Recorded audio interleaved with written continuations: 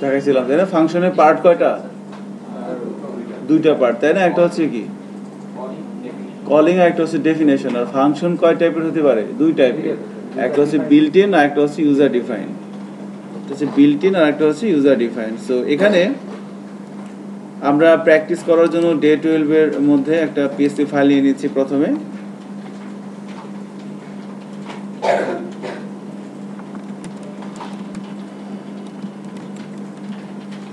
Function basic dot PSP নামে।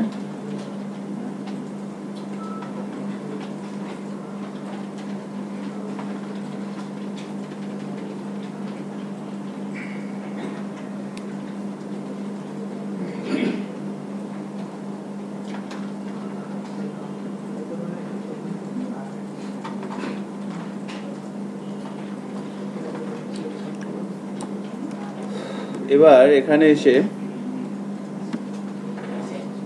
দেখেন, আমি যদি বলি এভাবে যে আমাদের 10 নম্বর ক্লাসে লাস্টে কি আলোচনা হয়েছিল? অড ইভেন সিরিজ 1 আছে। সো এখানে দেখেন, আমি যদি সিম্পলি বলি ফাংশন কিভাবে লিখতে হয়, ফাংশনের দুইটা পার্ট থাকে, একটা হচ্ছে কি কলিং আর একটা হচ্ছে ডেফিনেশন।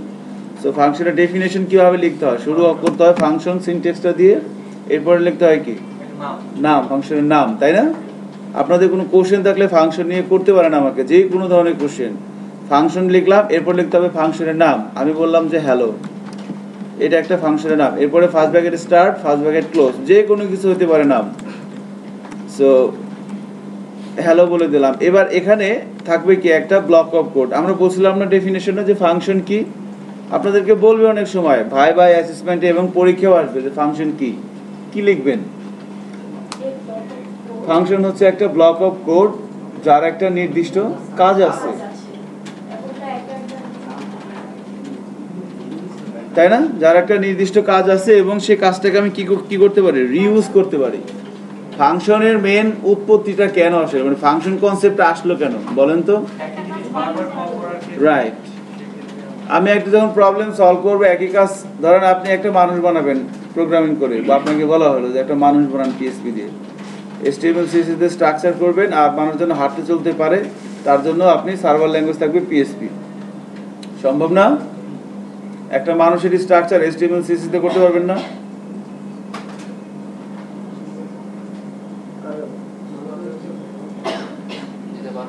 পারা যাবে না? যাবে, কিন্তু একটু ডিফিকাল্ট হবে, বাট পারা যাবে, একটু সময় লাগবে আর কি।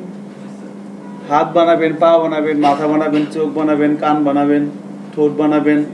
সো ঘটনা হচ্ছে যে এখন যখন প্রোগ্রামিং করে এই কাজগুলো আমরা করব, তখন দেখা যাচ্ছে যে হাতের নখ, সো হাতের নখ হচ্ছে কয়টা? 10টা। সো 10টা নখের জন্য আমি কি একই কাজ কিন্তু বারবার করা লাগতেছে। সো আমি যদি একটা নখ তৈরি করি, এবার এই 5টার জন্য যদি একটা তৈরি করি, এই 5টা কি আমি রিউজ করতে পারবো না? মারুফ ভাই ভালো আছেন? আচ্ছা, নাইস। রিউজ তো করতে পারবো এই কারণে যে যখন আমি কোনো একটা কাজ তৈরি করব, সেখানে একই কাজ বারবার আসতে পারে। সো ওই একই কাজ বারবার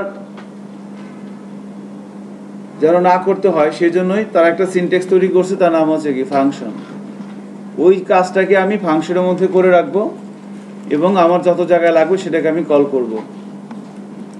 তাহলে এখানে যদি আমি বলে দেই ইকো হ্যালো ওয়ার্ল্ড,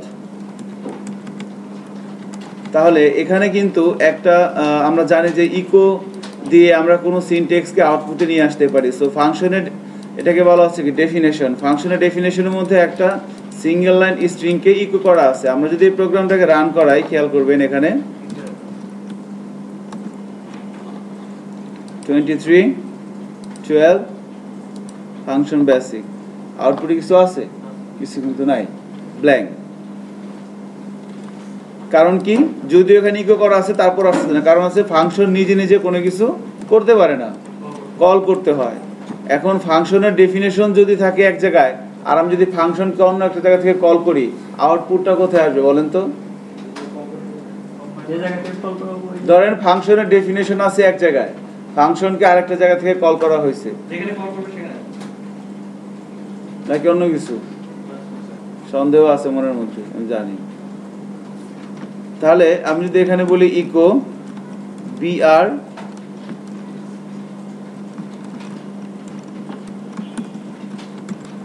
তাহলে এই একটা এখানে আমরা যদি এবার রান করি, দেখেন এখানে একটা ডট ডট লাইন আছে, তাই না? সো ফাংশনের ডেফিনিশনটা কি ডট ডট লাইনের নিচে না উপরে? বলেন তো। উপরে না? উপরে। কিন্তু এবার আমি যদি এখানে এসে বলি এভাবে ইকো ফাংশনকে কল করতে হয় কিভাবে? ফাংশনের নাম ধরে কল করতে হয়। সো ফাংশনের নাম ধরে আমরা কল করলাম। Just a minute. করলাম নিচে, আর ফাংশনকে তার নাম ধরে কল করতে হয়, কেমন? সো এবার আমরা যদি এই প্রোগ্রামটাকে রান করাই, আউটপুট দেখি, আউটপুট কি আসছে? Hello world. এবং হ্যালো ওয়ার্ল্ডটা কোথায় আসছে? এটা কিন্তু নিচে আসছে। তাহলে ফাংশনের ডেফিনেশন আছে এখানে, বাট আউটপুটটা আসলো কোথায়? এখানে, যেখান থেকে তাকে ডাকা হয়েছে সেখানে। এখন এভাবে আমি যদি যতবার এই ফাংশনটাকে কল করব ততবার কি আসবে? হ্যালো ওয়ার্ল্ড আসবে না? সো ফাংশন নিজে নিজে কোনো কিছু আউটপুট দিতে পারে না, ফাংশনকে কল করতে হয়। ফাংশনের মধ্যে যেটা থাকে সেটা ফাংশনকে যেখানে কল করা হয় সেখানে চলে আসে। এরপরও কি বলা হয়েছিল যে ফাংশন সর্বোচ্চ কোনো কিছু কি করতে পারে?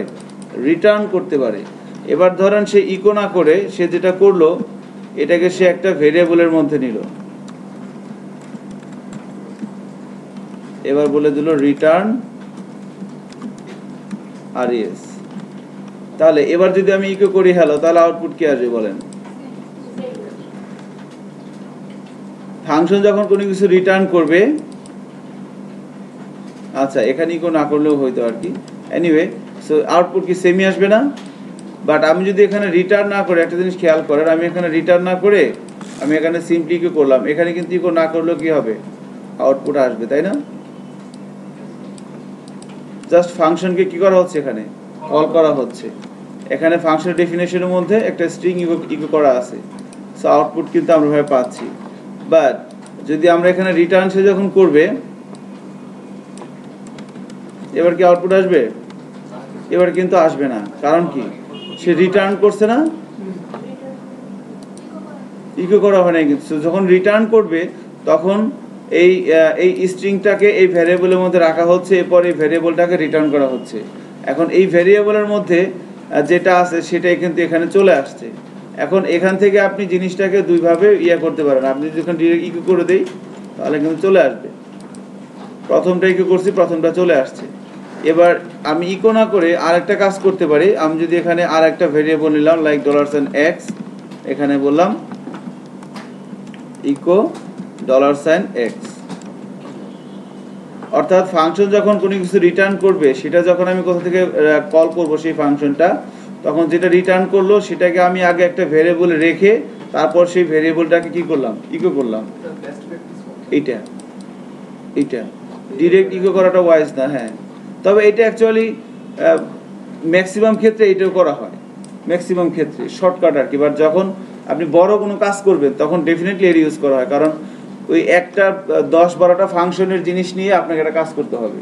সো ইকো তো করার কোনো স্কোপ নাই। ইকো করবেন তো রেজাল্টটা, তাই না? আপনি ইকো করবেন হচ্ছে হাত, এই হাতটা আপনি ইকো করবেন, কিন্তু এই আঙ্গুলটা বানাইছে একটা ফাংশন, এটা একটা ফাংশন, এটা একটা ফাংশন, 5টা ফাংশন দিয়ে 5টা আঙ্গুল তৈরি করা হয়েছে, 5টা ফিঙ্গার তৈরি করা হয়েছে। সো 5টা ফিঙ্গারকে আপনি করবেন, তারপরে এটাই করবেন, এটাই করবেন। সেই জন্য ফাংশন যখন কোনো কিছু রিটার্ন করবে সেটাকে ডিরেক্ট ইকো সাধারণত করা হয় না, ছোটখাটো কাজে করা হয়। সো এবার তাহলে কিন্তু আমরা যদি দেখি নিচেরটা, কিন্তু দেখেন হ্যালো ওয়ার্ল্ড চলে আসছে।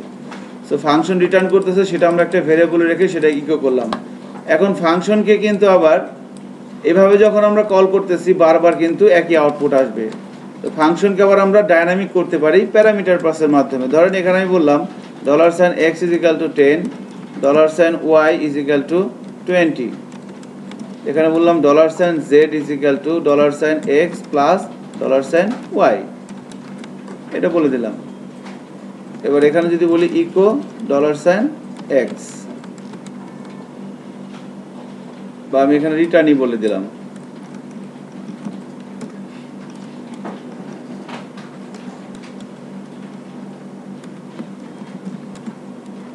রিটার্ন ডলার সাইন কি হবে, জেড হবে, রাইট।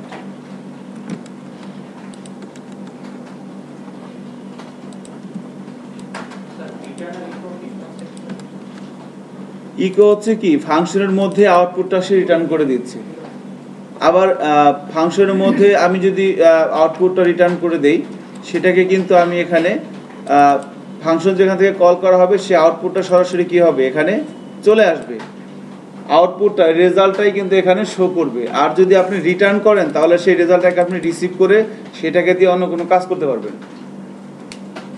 ফাংশনের মধ্যে যদি কোনো কিছু আউটপুট রিটার্ন করা থাকে, যেখান থেকে ফাংশন কল হতো সেখান থেকে তো সেটাকে আমি রিসিভ করতে পারবো না, আমি আউটপুটটাকে ইউজ করতে পারবো না। যদি ইউজ করতে চাই তাহলে কি করতে হবে, রিটার্ন করে নিয়ে তারপর সেটাকে ধরে পরবর্তীতে আবার কাজ করতে হবে। এইভাবেই কিন্তু মানে কাজটা হয়। এখন যদি আমি এভাবে বলি হ্যালো, তাহলে আউটপুট কি আসবে, রিটার্ন করতেছে, আমি ইকো করে দিলাম হ্যালোকে, আবার ভেরিয়েবলে ধরে ইকো করলাম। সো 30 আসার কথা, দেখেন আমরা যদি দেখি 30 চলে আসছে, কিন্তু দুইবারই 30 চলে আসছে। এখানে ও কিছু করা হয় না, আমি এখানে ইকো করে দিলাম 30-কে, তাহলে 3বারই কিন্তু আমার 30 চলে আসতেছে। সো আমার যেখানে আমি হ্যালোকে কল করব সেখানে কিন্তু আমার 30 চলে আসতেছে। এখন এটাকে ডায়নামিক করতে হবে। ফাংশনকে ডায়নামিক করার জন্য ফাংশনে প্যারামিটার বা আর্গুমেন্ট ইউজ করা হয়। সো ধরেন আমি এখানে ফাংশন যখন কল হচ্ছে তখন আমি এই ফার্স্ট ব্র্যাকেটের মধ্যে 10 আর এখানে 30 বলে দিলাম। তাহলে এই 10 এবং 30 এদেরকে বলা হচ্ছে কি, আর্গুমেন্ট, তাই না? সো এখন এই বিষয়গুলো কিন্তু কেন পাঠানো হচ্ছে, কারণ ফাংশনকে ডায়নামিক করার জন্য। এখন ফাংশনকে যখন কল করা হয়, যখন প্যারামিটার দিয়ে পাস করা হয়, তখন এখানে কি করতে হয়, ওগুলো রিসিভ করার জন্য ভেরিয়েবল লাগবে এক্স, ওয়াই সাপোজ ধরে নিলাম। এখানে আমি চাইলে কিন্তু আমি আমার প্রয়োজনে ইচ্ছে মতো প্যারামিটার ইউজ করতে পারি, কোনো বাধ্যবাধকতা নাই যে 10টা ইউজ করা যাবে, 15টা ইউজ করা যাবে। আমি যে প্রবলেমটা সলভ করতেছি তার জন্য আমাকে যে ফাংশনটা করতে হবে, সেই ফাংশনটা করার জন্য আমার যতগুলো প্যারামিটার দরকার আমি ইউজ করতে পারি। সো সাপোজ এখানে তাহলে 2টা আমি আর্গুমেন্ট পাস করে দিলাম, এবং সেটাকে এখানে কি এক্স দিয়ে রিসিভ হচ্ছে কে 10, আর ওয়াই দিয়ে রিসিভ হবে কে 30। তাহলে এখানে আমি যে কোনো ভেরিয়েবল দিয়েই এটা রিসিভ করতে পারি। এখানে আমি যদি বলি এ, এখানে যদি বলি বি, তাহলে কিন্তু কোনো প্রবলেম নাই, যে কোনো ভেরিয়েবল আমি রিসিভ করতে পারি। কেমন? বাট ওটা যদি আমি রিসিভ করি তাহলে তো এই দুটো লাইনের দরকার নাই, তাই না? এখানে আপনি যে ভেরিয়েবল দিবেন সেই ভেরিয়েবলটাই ফাংশনের মধ্যে ইউজ করতে হবে। ধরেন আমি এখানে দিলাম এক্স, এখানে দিলাম ওয়াই, এবার এখানে যদি দেই এ, এখানে যদি দেই বি, তাহলে কি কাজটা হবে? হবে না কিন্তু, কারণ এ এবং বি সে কিন্তু চিনবে না। এখানে এখানে এ আর বি কখন চিনবে, যখন আপনি এখানে দিবেন। অর্থাৎ যেটা আমরা মানে এর রুলস যেটা বা সিনট্যাক্স যেটা, সেটা হচ্ছে যে এখানে আপনি যেটা দিয়ে এটাকে ধরবেন ওইটাকে আপনি ফাংশনের ভিতরে কি করবেন, ইউজ করতে হবে আর কি, ইউজ করে কাজটা করবেন। এবার কিন্তু তারা কাজটা করবে। তাহলে দেখেন আমি এই ফাংশনের মধ্যে ফাংশনের ডেফিনেশনে কিন্তু এখানে 2টা প্যারামিটার সেট করা আছে, এবং সেই প্যারামিটারগুলো কি করা আছে, ডেফিনেশনের ভিতরে ইউজও করা আছে। এখন আমি প্রথম ফাংশনটায় প্যারামিটার দিয়ে আর্গুমেন্ট দিয়ে ফাংশনটাকে কল করছি। দ্বিতীয় বার যখন কল করা হয়েছে এখানে কোনো আর্গুমেন্ট আছে নাই, কিন্তু তৃতীয়বারও নাই। তো এখানে কি আসে আমরা একটু দেখি। হ্যাঁ, প্রথমবার কত আসছে 40, কারণ সে এখানে 10 দেওয়া হয়েছে আর 30 দেওয়া হয়েছে, 10 আর 30 রিসিভ করে যোগ করে কত দিচ্ছে, 40 দিচ্ছে। এখন সেকেন্ডটাই কিনে আর্গুমেন্ট দেওয়া হয় নাই, এটা আর্গুমেন্ট দেওয়া হয় নাই। সো মিসিং আর্গুমেন্ট 1 বলা হচ্ছে এখানে, তাই না?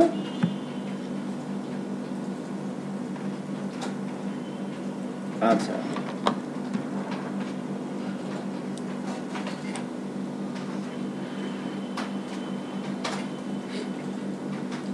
সো আমরা যদি এখানে বলে দিই তাহলে 200, 400, এখানে বলে দিলাম 500, এখানে বলে দিলাম 1, আমার যেটা দরকার।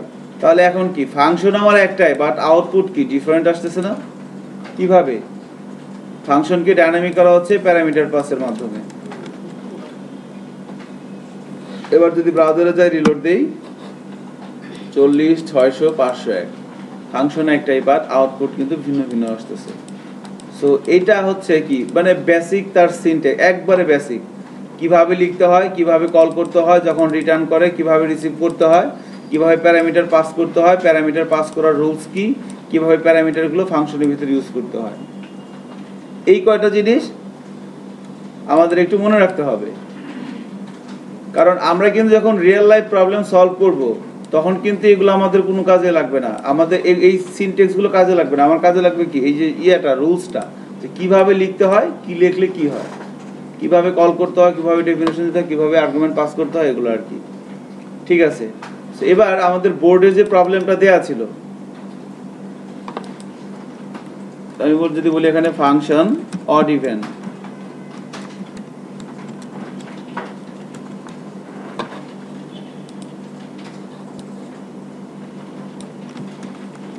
ফাংশন অড ইভেন, তাহলে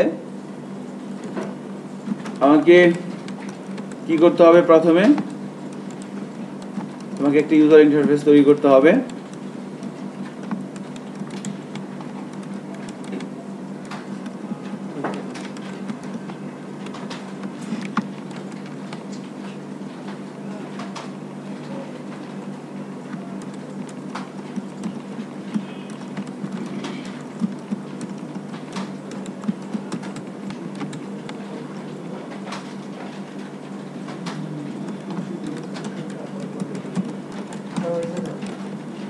হয়ে গেছে না?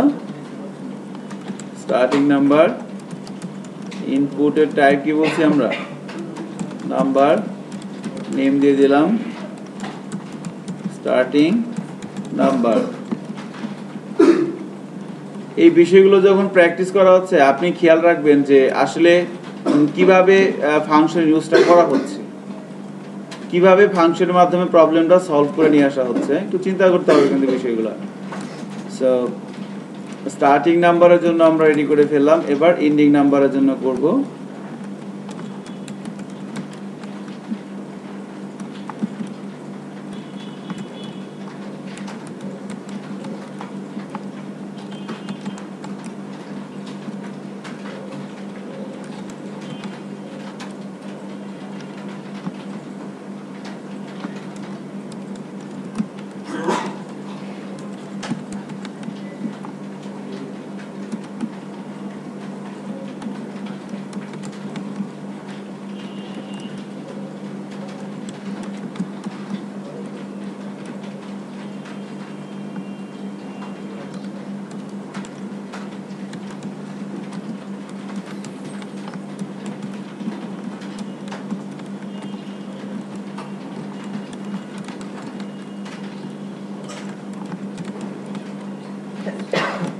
দুটো বাটনের নাম কি একই হবে না আলাদা হবে?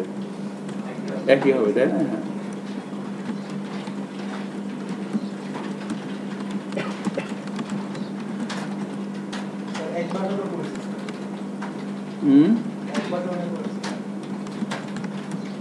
এক বাটনে বলতে হ্যাঁ ওটাই তো করতে হবে, বাট চয়েস বাটন থাকবে না, অড ইভেন, ওইটা আর কি বললাম। সো রেজাল্টটা শো করবো আমরা কোথায়? টেক্সট এরিয়ার মধ্যে, তাই না? সো রেজাল্ট আমরা টেক্সট এরিয়ার মধ্যে শো করাবো, তার জন্য তাহলে আমরা এখানে টেক্সট এরিয়া নিয়ে নিচ্ছি এভাবে।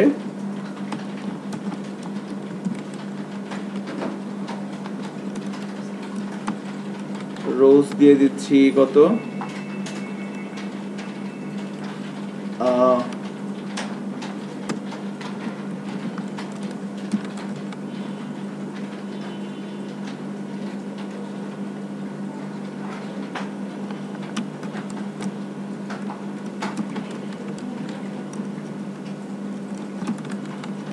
ইনপুটের টাইপ সাবমিট, নেম বলা হচ্ছে বাটন, ভ্যালুর মধ্যে বলা হচ্ছে কি সাবমিট।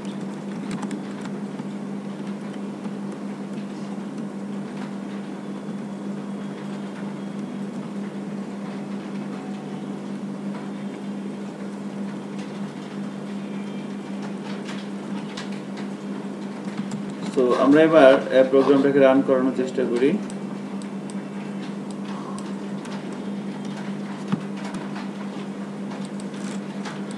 এইরকম একটা আউটপুট চলে আসছে, তাই না? সো স্টার্টিং নাম্বার দেবে এখানে, এখানে এন্ডিং নাম্বার দেওয়া হবে, আর সিলেক্ট করবে অড অথবা ইভেন। এবার সাবমিটে ক্লিক করলে এখানে কি আসবে, ওই রেঞ্জের মধ্যে থেকে অড নাম্বারগুলো চলে আসবে, তাই না? সো এই এতটুকুন হয় নাই, এমন কেউ আছে না এই ক্লাসে? নাই, তাই না? আমাদের অনেকেরই কিন্তু পুরোটাই হয়ে গেছে আমি জানি, আবার অনেকের হয়তো একটু জন্য আটকে আছে আর কি। সো এনিওয়ে, তাহলে আমরা ইয়াটা কমপ্লিট, আমাদের ডিজাইনটা কমপ্লিট। সো যেভাবে আমরা প্র্যাকটিস করা শুরু করেছিলাম প্রথম দিক থেকে, যে এই ধরনের প্রবলেমে প্রথমে ইউজার ইন্টারফেসটা রেডি করতে হয়, রেডি করলাম। সেকেন্ড কাজ কি ছিল বলেন তো? ইনপুটগুলো চেক করা, তাই না? সো আমরা ইনপুটগুলো চেক করি। এবার এখানে এসে যদি এভাবে পিএসপির মধ্যে যে বলি এভাবে ইকো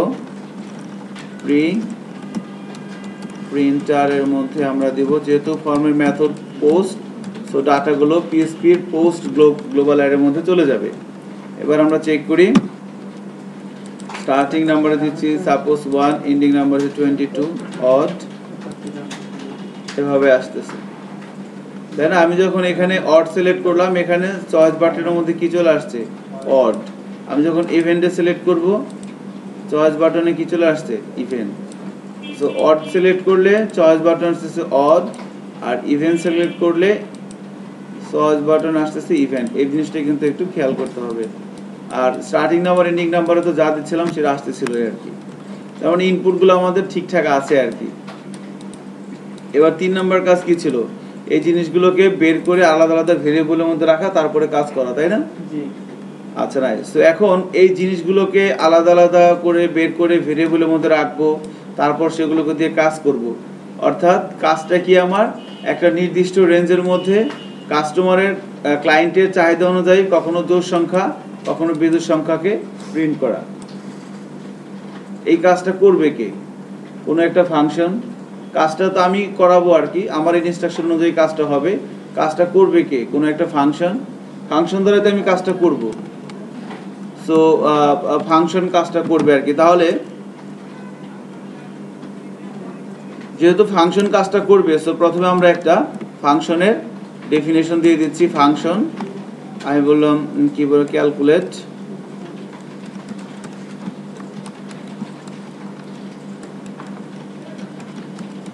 অড ইভেন নাম্বার।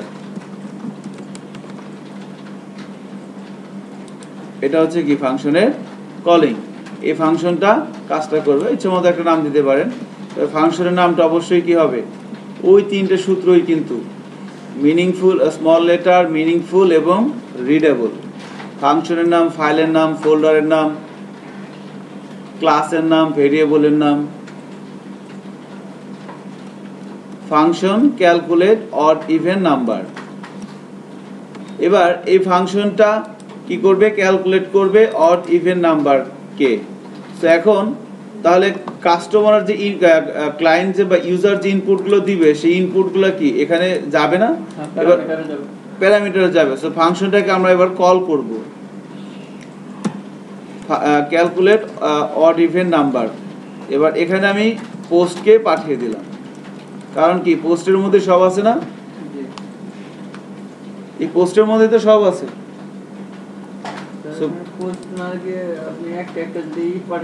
কোনো সমস্যা নাই, অনেক বেশি লিখতে হবে, এজন্য আমি একবার একটা পাঠাই দিলাম। ঠিক আছে, পোস্টকে পাঠাই দিলাম। এবার পোস্ট এখানে রিসিভ হবে কি দিয়ে, যে কোনো একটা ভেরিয়েবল দিয়ে দেন, ডেটা।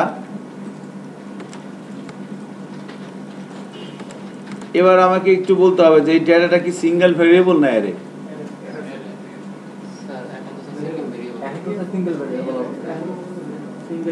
দেখেন, যদি এটা সিঙ্গেল ভেরিয়েবল না অ্যারে, আমরা কিভাবে দেখতে পারি, অ্যারে কিন্তু, তাই না? হ্যাঁ, আমি তো বলি ইকো ডেটা, তাহলে কি আউটপুট আসার কথা না? যদি সিঙ্গেল ভেরিয়েবল হয় আসার কথা না? দেখি আউটপুট আসে কিনা। কি আসছে, এই এররটা কখন আসতো,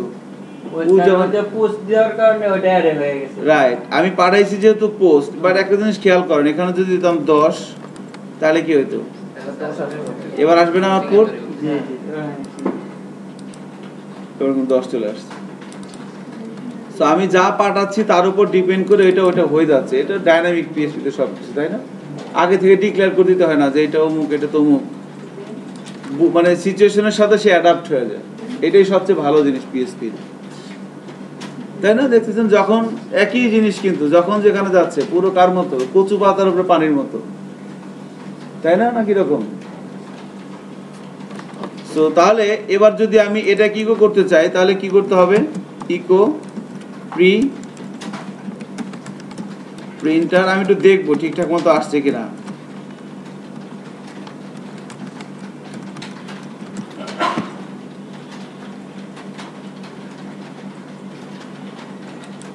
যতটুকুন কাজ করা হইলো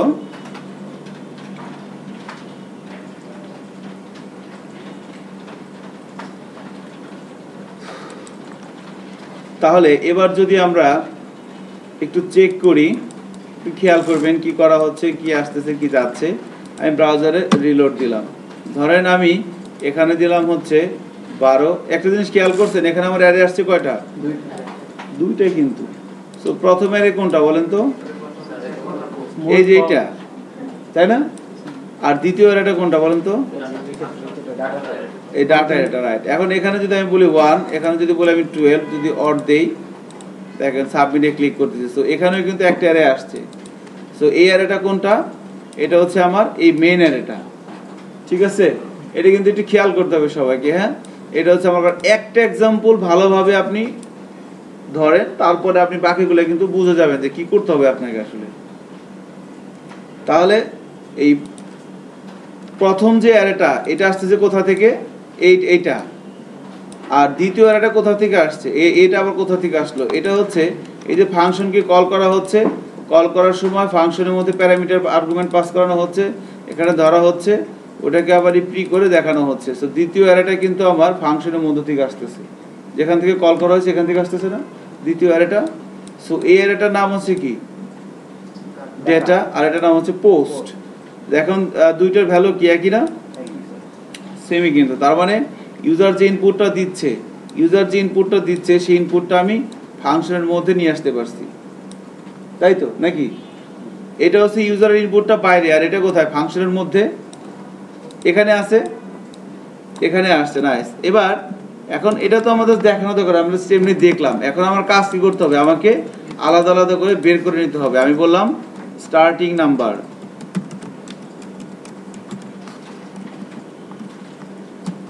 তো ভেরিয়েবলের মধ্যে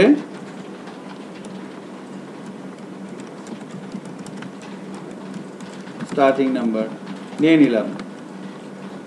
এবার কি নিব? Ending number. ওই একই সূত্র। এবার সুইয়াগুলো বের করতে হবে অ্যারে থেকে। ইউজার যে ইনপুটগুলো দিচ্ছে সেই ইনপুটগুলো অ্যারে থেকে আমাকে কি করতে হবে? বের করে আলাদা আলাদা ভেরিয়েবলের মধ্যে রাখতে হবে। এটা কি হবে বলেন তো? লাস্টেরটা কি হবে বলেন? Choice button, right. কারণ ওইটার উপর বেস করে তো আমাকে ডিসিশন নিতে হবে আমি কি প্রিন্ট করাবো, তাই না? অর প্রিন্ট করাবো না ইভেন্ট প্রিন্ট করাবো, বা যে নাম দিচ্ছেন আর কি। আমার এখানে দেওয়া হয়েছে চয়েস বাটন নাম, সো আমি এখানে চয়েস বাটন দিয়ে দিচ্ছি।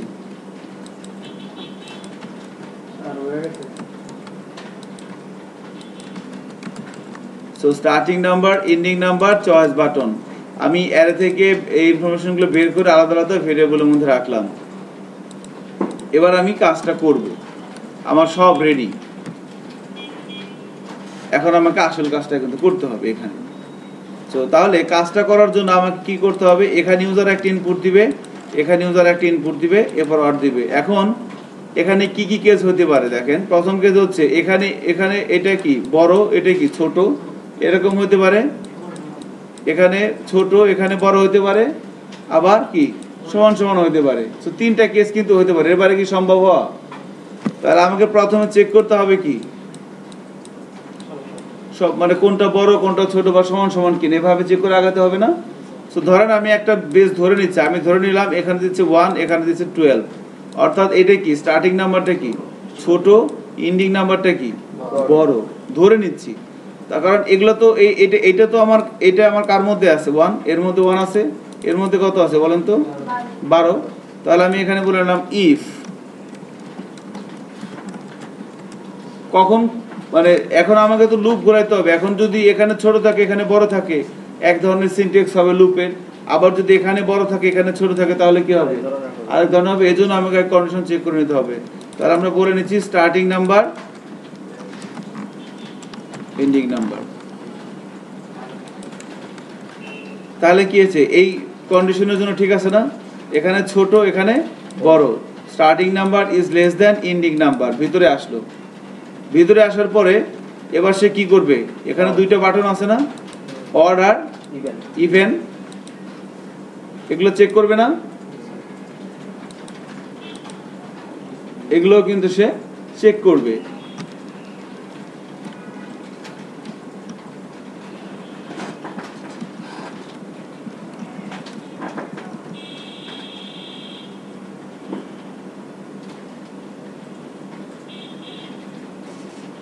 তাহলে এখানে আমি কি চেক করব? If choice button, right.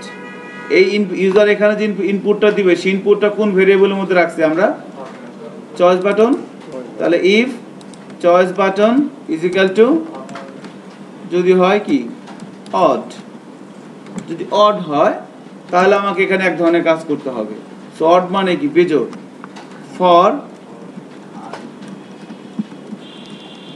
i is equal to কি হবে বলেন তো? Starting number. কারণ এক থেকে শুরু করবে না। i is less than or equal to ending number i plus plus।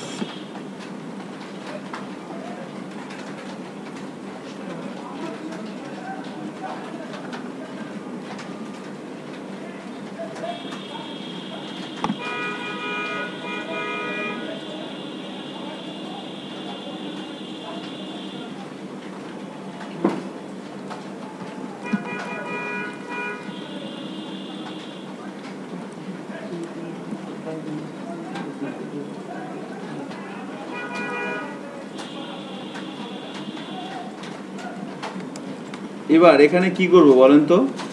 কি করা উচিত আমার এখানে? অড ইভেন চেক করার, কারণ আমি তো এখানে অড তো নিয়েই নিছি। এখানে কখন ঢুকবে বলেন তো? আমি যদি এখানে ইভেন সিলেক্ট করি তাহলে কি এখানে আসবে? এই জায়গায় আসবে সে? আমার এখানে যেভাবে আমরা ইনস্ট্রাকশনগুলো সেট করলাম, এই ইনস্ট্রাকশন অনুযায়ী ইনপুটগুলো কিভাবে হওয়া উচিত? 1 যদি এরকম হয় তাহলে কি হবে? হ্যাঁ, তাহলে কিন্তু হবে কি? হবে না। এখানে কি হওয়া লাগবে? এটা হওয়া লাগবে ছোট, এটা হওয়া লাগবে বড়, এখানে কি হওয়া লাগবে? অড। তাহলে সে কোথায় আসবে? এই জায়গায় সে আসবে, তাই না? এই জায়গাটায় সে আসবে। এখন এখানে এসে তাকে দিয়ে আমি কি করাবো বলেন? অড সংখ্যাগুলো প্রিন্ট করাবো। অড কোনো একটা সংখ্যা, অড মানে কি? বেজোড়। বেজোড় কিনা এটা বোঝার সবচেয়ে শ্রেষ্ঠ উপায় মানে সহজ উপায় কি? 2 দিয়ে ভাগ করা। ইফ কি হবে? আই।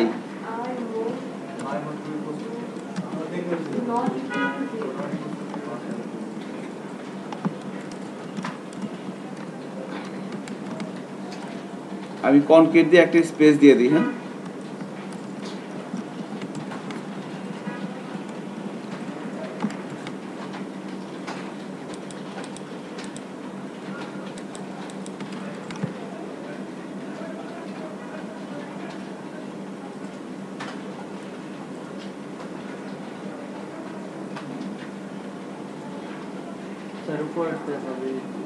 হ্যাঁ বলেন। তো স্যার মেইন ফাংশনের এন্ডিং ব্লক ওইটা না উপরেরটা নেক্সট ইয়ার।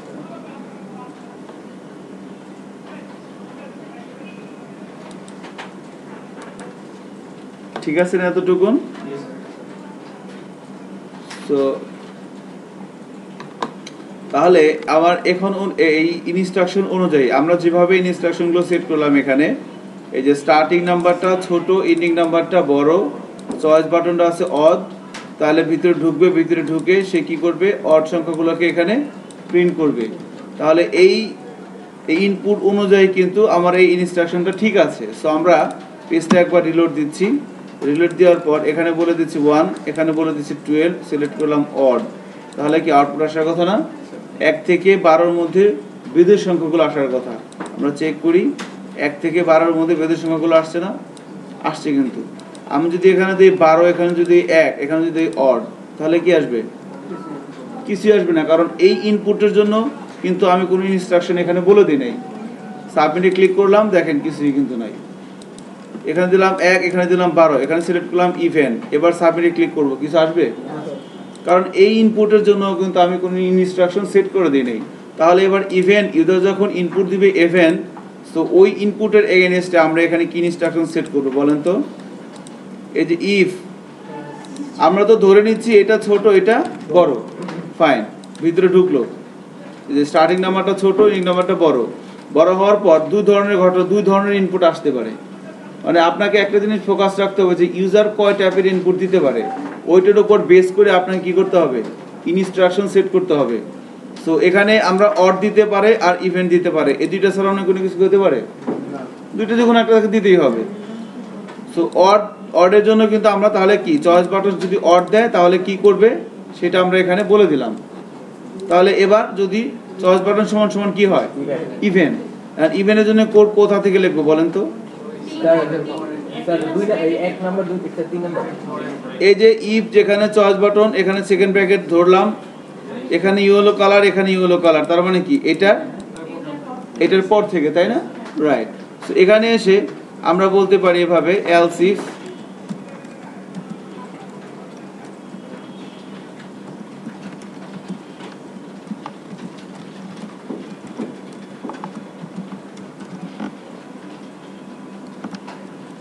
even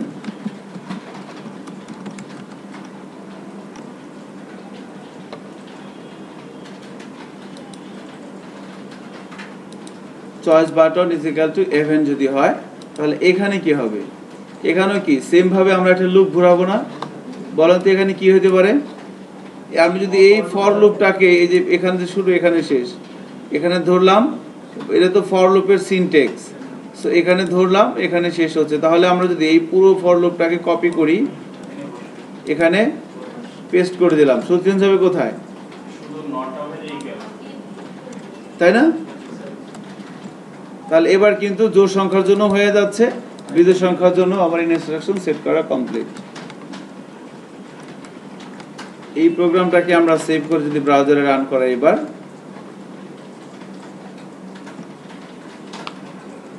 তাহলে কিন্তু একটা পোর্শনের জন্য আমার কাজ কমপ্লিট। সেটা কি?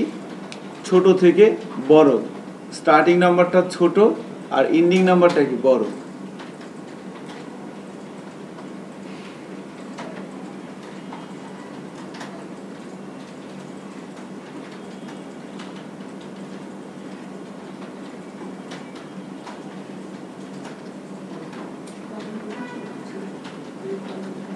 সো আমরা চেক করি, এখানে দিচ্ছি 1, এখানে দিচ্ছি 12, ইভেন সিলেক্ট করলাম। এবার 1 থেকে 12-এর মধ্যে কিন্তু জোড় সংখ্যাগুলো চলে আসছে। তার মানে এভাবে আমার কাজ করতেছে। তো একটা পার্ট কমপ্লিট হচ্ছে আমার, সেটা কি? Starting number is less than ending number. তাহলে আবার কি হতে পারে? এলস ইফ, এবার কি হবে বলেন তো? Starting number greater than ending number, এটার জন্য করতে হবে একই কাজ করতে হবে কিন্তু আবার এখানে। এবার প্রথম আমি কি চেক করব? এবার ইনপুটগুলো আগে দিয়ে নেই, এভাবে ইনপুট দিয়ে দিয়েও কাজ করতে পারেন, অনেকেই অনেকভাবে করে। মোট কথা আপনি ইনস্ট্রাকশন সেট করার জন্য আপনি একটা স্টাইল আবিষ্কার করেন আপনার নিজের ভিতর থেকে, যে আসলে কিভাবে। এখন আপনি এখানে ইনপুট নিয়ে চেক করতে পারেন, আবার ইনস্ট্রাকশনের সাথে মিলে যেভাবে আপনার ভালো লাগে। তো আমি এখানে বললাম এবার 12, এখানে বললাম 1। ইনপুট যদি এই ধরনের আসে তাহলে কি করবে? স্টার্টিং নাম্বারটা বড়, এন্ডিং নাম্বারটা কি ছোট, তাহলে সে ভিতরে ঢুকবে। ভিতরে ঢোকার পর এবার আমি তাকে দিয়ে কি করবো? এখন ভিতরে ঢুকে কি নেটও আপনি চেক করে নিতে পারেন। আমি এখানে যদি বলি ইকো টেস্ট,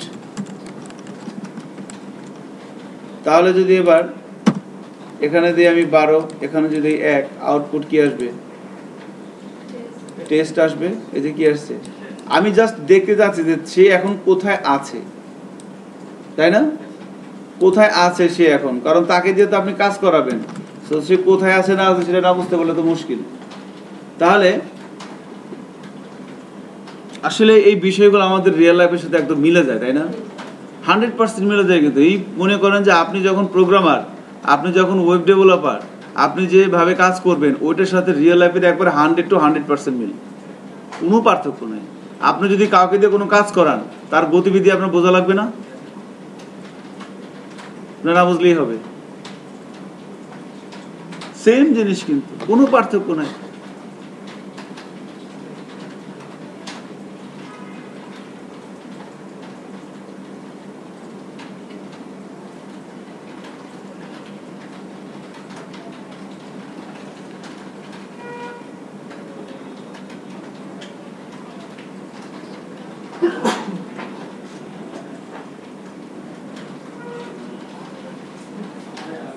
তাহলে এখানে কি করব, প্রথমে আমার অড ইভেন্ট চেক করতে হবে। If starting number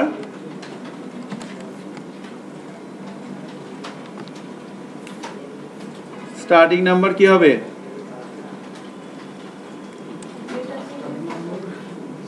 starting number হবে, চয়েস বাটন হবে। যদি অড হয় তাহলে এখানে আমাকে একটা লুপ ঘোরাতে হবে। আচ্ছা, আমি যাকে বলবো সে বলবেন, এছাড়া আর কেউ বলবেন না, ঠিক আছে? এই যে আপনি, আপনার পাশের জন, না আপনি, রাইট, আপনি। হ্যাঁ, বলেন তো এখানে ফর লুপের সিনট্যাক্সটা কেমন হবে? আমি বলছি স্টার্টিং নাম্বারটা বড়, আর কেউ বলবেন না, কেমন? আপনি পারেন জানি। তো স্টার্টিং নাম্বারটা বড়, এন্ডিং নাম্বারটা ছোট। এই যে এই ইনপুটের জন্য এখানে বললাম 12, এখানে বললাম 1, তাহলে কি স্টার্টিং নাম্বারটা কি বড় না, এন্ডিং নাম্বারটা কি ছোট? স্টার্টিং নাম্বার বড়, এন্ডিং নাম্বার ছোট। এবার আমি চয়েস বাটন সিলেক্ট করলাম অড, এবং একটা লুপ ঘুরাইতে হবে না? এখানে লুপের সিনট্যাক্সটা কি হবে বলেন তো? ফর $i তো হবে, তাই না? i is equal to কি হবে? Starting number. আপনি বলেন না, একজন বলে দিছে। এরপরে i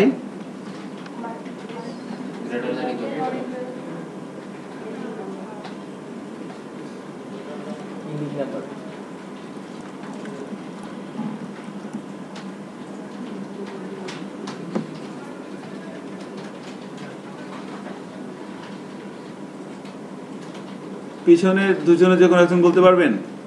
এই দিকে একবার পেছনে, আপনি না, এই সারির আপনাদের দুজনে যে কোনো একজন বলেন তো এখানে কি হবে? Greater than equal ending number, তারপরে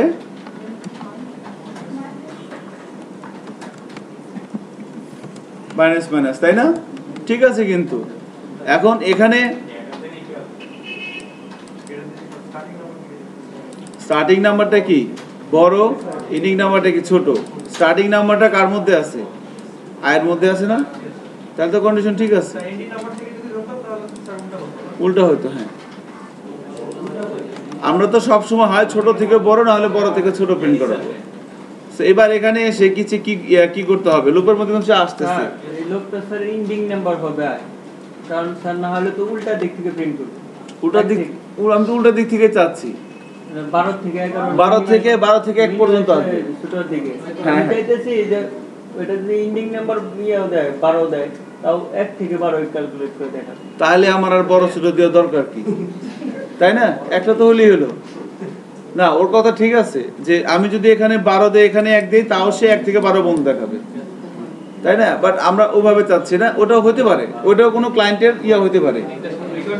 হতে পারে, বাট আমরা চাচ্ছি যে না, যদি প্রথমে ছোট দেয় পরে বড় দেয়, তাহলে ছোট থেকে বড় দেখাবে অ্যাসেন্ডিং, আর যদি পরে প্রথমে বড় থেকে ছোট দেয় ডিসেন্ডিং দেখাবে। এখন আপনাকে কিন্তু বলতে পারে যে একটা অ্যাসেন্ডিং অর্ডার সাজানোর জন্য একটা প্রোগ্রাম তৈরি করেন, আসতে পারে পরীক্ষায়, কেউ বলতে পারে। আপনি কিন্তু লুপ আর কিছুই না, আর কিছুই নেই, কিন্তু লুপ। অ্যাসেন্ডিং হলে ছোট থেকে বড়, ডিসেন্ডিং হলে বড় থেকে ছোট। আপনাদের পরীক্ষায় এই ধরনের একটা কোশ্চেন আসতে পারে, এগুলো হচ্ছে কি একটু চিন্তা করে অ্যান্সার দেওয়া লাগে। আপনি কিন্তু জানেন, বাট কোশ্চেনটা, তাহলে এখানে আমি যদি কি, এখানে কি করতে হবে, অড সংখ্যাগুলো চেক করতে হবে। If I 2 is not equal 0 equal $sign I concat করে দিলাম।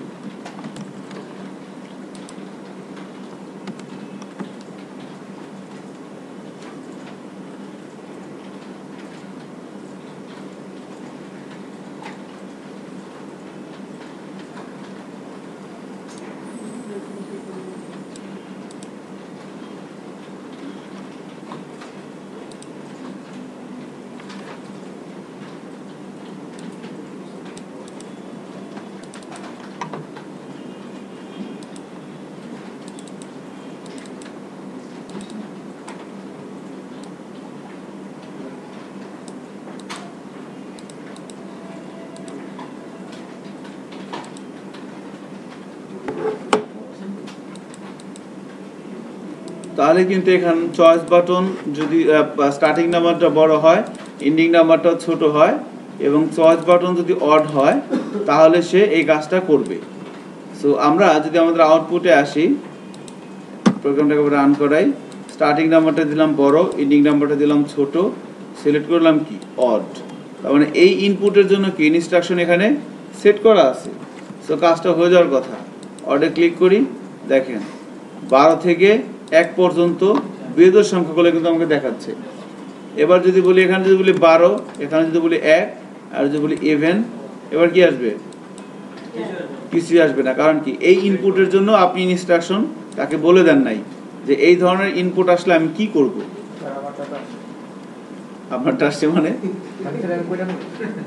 আচ্ছা আপনি করছেন, বাট আপনি হয়তো ইনস্ট্রাকশন লিখে দিচ্ছেন, এখানে ইনস্ট্রাকশন না লিখলে কি আসবে? আচ্ছা, তাহলে এখানে আবার কি করতে হবে, এলসিফ এর মধ্যে এসে যদি আমরা এখানে বলে দেই যে এই কাজটাই আর কি, কপি করে পেস্ট করে দিই, ঠিক আছে, না লিখলাম, কপি করে এখানে পেস্ট করে দিচ্ছি।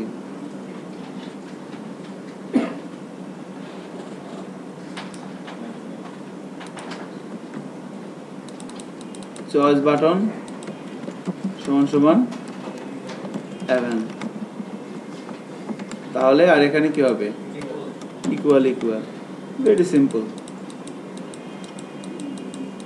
কোডিং লেখাটা কিন্তু অনেক সহজ, কিন্তু কি করতে হবে এটা বুদ্ধি করে বের করা কিন্তু মুশকিল, তাই না?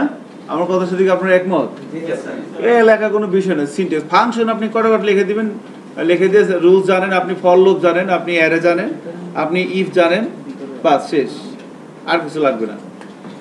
এখানে কি ইউজ হচ্ছে বারবার দেখেন তো, খালি ফর আর ইফ না, এই আর কিছু লাগবে, ফর ইফ আর কি অ্যারে, ফর ইফ আর অ্যারে, আর কিছু নেই। এই সব এই সারা জীবন এগুলোই করতে হবে, ফর ইফ আর অ্যারে,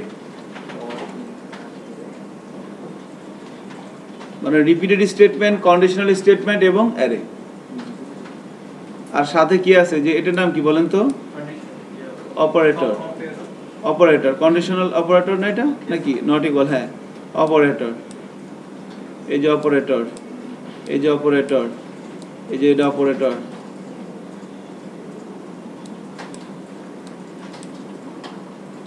এখন এভাবে কিন্তু আমাদের, তাহলে এখন অড ইভেন দুইটার জন্য কিন্তু আমাদের কাজটা হয়ে যাচ্ছে। সো এখন এখানে আমি যদি বলি 12, এখানে যদি বলি 1, যদি বলি ইভেন, তাহলে কিন্তু বেজোড় সংখ্যাটা কিন্তু আসতেছে, তাই না? এখন আমাদের নেক্সট টার্গেট হচ্ছে যে এই ইনপুট আউটপুটগুলো এখানে আসলে তো হবে না, এটাকে কোথায় নিয়ে আসতে হবে, এখানে নিয়ে আসতে হবে। তার জন্য কি করব,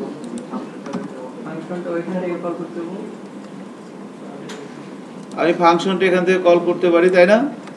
এখান থেকে কল করলেও হবে, আবার আমরা এখান থেকে কল না করে আরো একভাবে কিন্তু করতে পারি, আরো একভাবে কিন্তু করতে পারি। আচ্ছা যাই হোক, দেখেন এটাই সবচেয়ে সহজ হয়। আমি দুইটা প্রসিডিউরে দেখাই দিই। ফাংশনটা যদি আমি এখানে কল করি, কিভাবে কল করতে হবে, পিএসপি ব্যাস, এবার চেক করি, প্রথমে একটি এরর আসবে,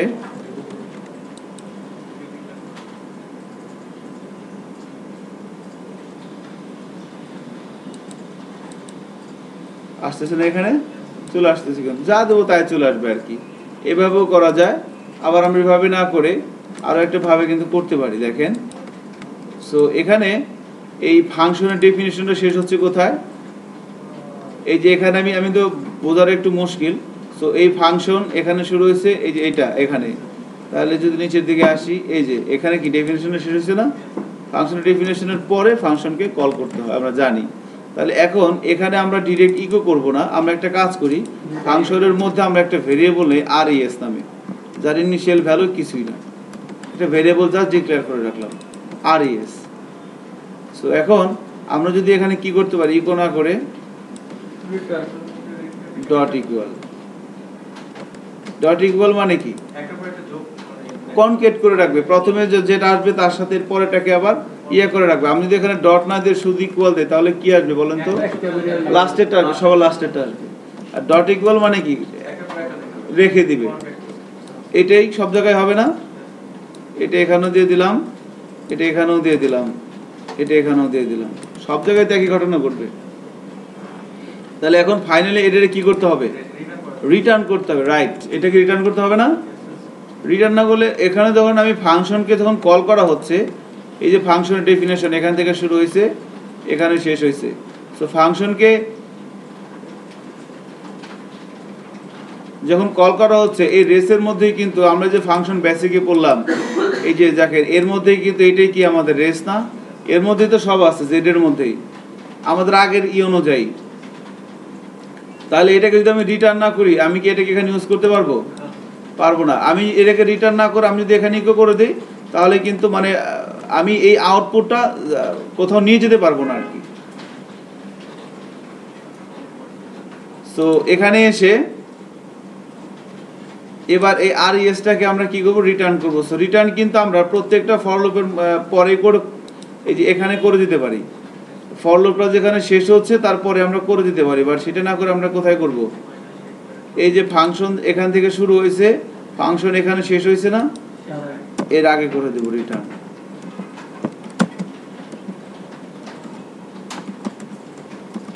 ঠিক আছে কি, কারণ যা করার সে করুক, সে কাজটা যা করার ফাইনালি কি একটা রেসি তো আসবে, একসাথে তো আর দুইটা জায়গায় কখনো সে যাবে না। রেস এবার রিটার্ন করতেছে, এখন আউটপুট কি আসবে, যদি আমি প্রোগ্রামটা রান করি কিছু আসবে, কিছুই কিন্তু আসবে না, কারণ কি রিটার্ন করছে। সো আমরা জানি রিটার্ন করলে কি করতে হয়, রিসিভ করতে হয় আগে। আমি যদি ইকো করি তাহলে তো এখানে আউটপুট হবে, তাহলে লাভ কি হলো।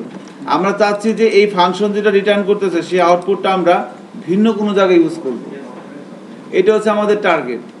সো তাহলে এই রেসটাকে এবার রিসিভ করতে হবে, এখানে কি এখানে কি যে কোনো ভেরিয়েবল দিলে হবে না রেস দিতে হবে, ঠিক আছে না। আপনার মনের মধ্যে কিন্তু কোনো দ্বিধা রাখা যাবে না, এখানে যে কোনো ভেরিয়েবল দিলেই হবে। আমি যদি বলি এখানে $PITM তাহলে কিন্তু হবে। এবার PITM এর মধ্যে কি আছে, ওই RES এর মধ্যে যা আছে ওইটা কি PITM এর চলে আসবে। এবার এটাকে আমি আমার ইচ্ছে মতো জায়গায় করতে পারবো। আমি যদি টেক্সট এরিয়ার মাঝখানে বলে দিই ইকো PITM, এখন এই যে ভেরিয়েবলটা PITM এটার মধ্যে কি এটা কিন্তু সবসময় কি কাজ হবে যখন একটা ওয়ার্নিং দিবে আর কি প্রথম অবস্থায়, হ্যাঁ ডিক্লেয়ার করা নেই, রাইট। কারণ পোস্টে যখন না ক্লিক না করা হবে, সাবমিট বাটনে ক্লিক না করলে তো আর এই এর মধ্যে কোনো ভ্যালু যাবে না, আর এর মধ্যে ভ্যালু না গেলে কি হবে না, ফাংশনে কল হবে না।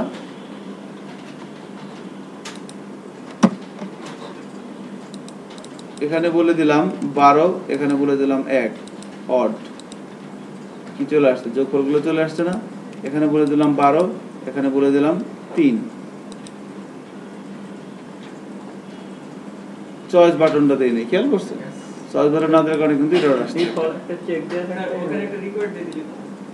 এখানে হ্যাঁ রিকোয়ার দিলে হয়তো, অথবা আমরা এটা করতে পারবো ইফ দিয়ে, যদি এটা না হয় তাহলে এটা হবে না। ধরুন এখন আমরা এখানে একটা চয়েস বাটন দেওয়া হচ্ছে না, তাহলে একটা এরর দেখাচ্ছে চয়েস বাটন না দিলে, তো আপনি কি করবেন, তাহলে আপনি এই পুরো কাজটাই হবে কখন? এই যে এই পুরো কাজ ইফ এখান থেকে শুরু করে এই পর্যন্ত পুরো কাজটাই কখন হবে? এই যখন চয়েস বাটনে ক্লিক করব, if choice button is equal two নাল, তাহলে এটা হবে না। ইজ নট নাল লিখে দিলে তাহলে এটা হবে।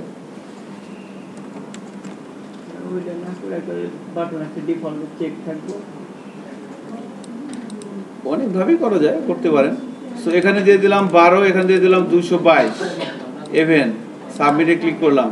দেখেন 12 থেকে 222 পর্যন্ত কিন্তু জোড় সংখ্যাগুলো চলে আসছে। সো আমরা যা দিব তাই আসবে। হ্যাঁ বলেন স্যার, এখানে কয়টা সংখ্যা আছে টোটাল? এখান থেকে আরেকটা রেজাল্ট দিবে যে কয়টা সংখ্যা আছে, মানে লেংথটা দেখা এটা স্যার এর কাউন্টটা দিলে ফাংশন আছে, বিল্ট ইন ফাংশন আছে। ভালো কথা বলছেন। এখন আমরা আরেকটা প্রোগ্রাম করব, ফাংশন ইউজ করে আরেকটা কাজ করেন। এটা হচ্ছে, এটা তো হয়েছে সবার, তাই না?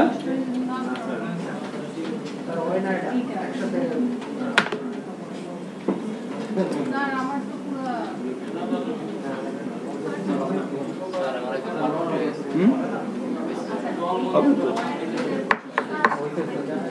ওয়েট, আসতেছে।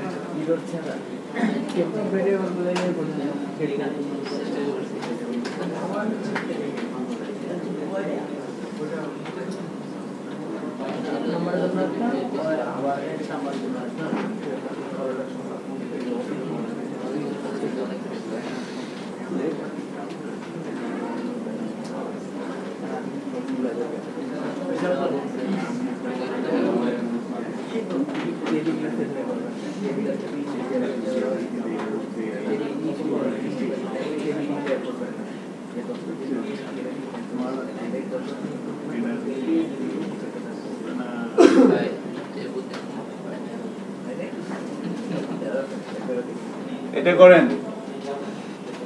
এখানে আপনি একটা ইন্টারিয়র স্ট্রিং, যে কোনো একটা স্ট্রিং দিবেন। সাপোজ আমি এখানে লিখলাম basis BITM.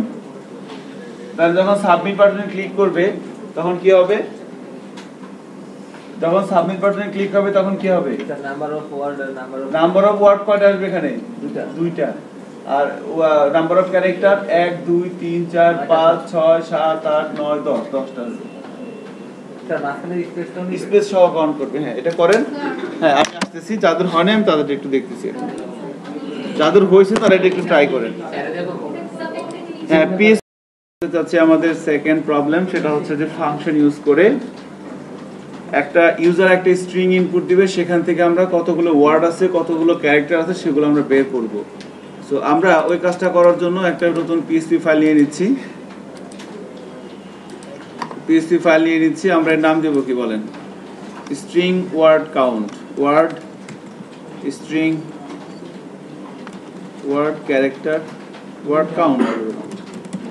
Word count dot PHP নামের একটা ফাইল নিয়ে নিলাম। সো ডিজাইনের জন্য আর সময় দিব না, ডিজাইনটা আমরা কি করতেছি, কপি করে নেই।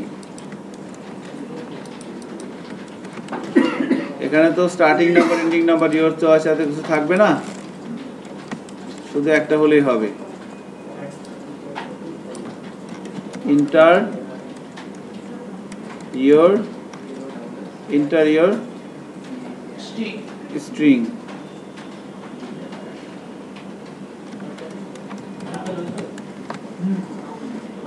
ইনপুটের টাইপ হবে কি? টেক্সট। এটার নাম দিচ্ছেন কি বলেন তো আপনারা? এই ইনপুট ফিল্ডের নাম দিচ্ছেন কি? গিভেন টেক্সট কে দিচ্ছেন? গিভেন স্ট্রিং, গিভেন টেক্সট, এগুলো কিন্তু মিনিংফুল হবে।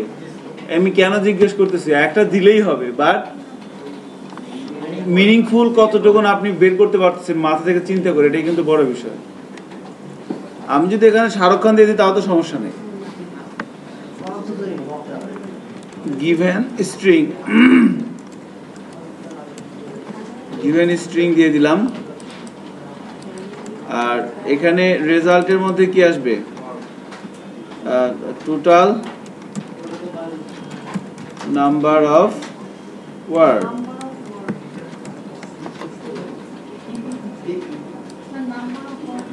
নাম্বার অফ ওয়ার্ড দিয়ে দিলাম। এটার জন্য টেক্সট এরিয়া লাগবে না, এটার জন্য ইনপুটের টাইপ হলে টেক্সট হলে হবে। ইনপুটের টাইপ বলে দিচ্ছি টেক্সট, নাম্বার অফ ওয়ার্ড আর একটা কি হবে নাম্বার অফ ক্যারেক্টার। কাজটা কিন্তু ফাংশন দিয়ে করতে হবে, ফাংশন দিয়ে করতেছেন তো? এই এখন থেকে শুরু করে মরার আগ পর্যন্ত যা কিছু করেন সব ফাংশন দিয়ে করা লাগবে। হ্যাঁ, ফাংশন ছাড়া করলে কিন্তু হবে না, ঠিক আছে? মরার আগ পর্যন্ত মানে কবরে যাওয়ার আগ পর্যন্ত যা কিছু করবেন সব ফাংশন, ঠিক আছে? প্রত্যেকটা জিনিসই কিন্তু একটা ফাংশন আছে। যাই হোক, number of word, number of character. So নেমটা এখানে ম্যান্ডেটরি না। কোনো একটা ইনপুট ফিল্ড থেকে যখন কোনো একটা ইনপুট ফিল্ড আমি তৈরি করতেছি, অথচ সেখান থেকে আমি ইউজারের কাছ থেকে কোনো ইনপুট নিব না, সেখানে নাম দেওয়ার দরকার নেই, ঠিক আছে? এখান থেকে আমি ইউজারের কাছ থেকে ইনপুট নিব, এই জন্য এখানে আমি নেমটা স্কিপ করে যাচ্ছি। সো এখানে সাবমিট বাটন, সাবমিট, এটা চেক করি, প্রোগ্রামটাকে রান করানোর চেষ্টা করছি ব্রাউজারের থ্রুতে।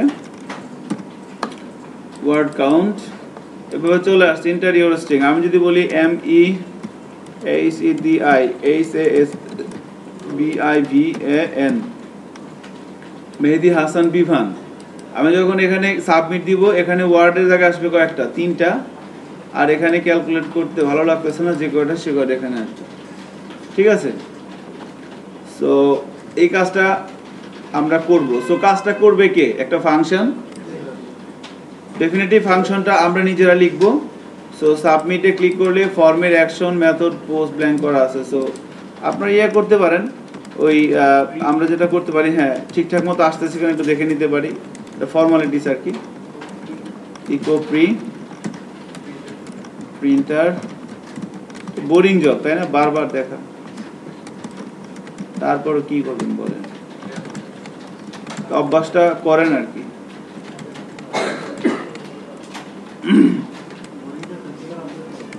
সো এবার চেক করি,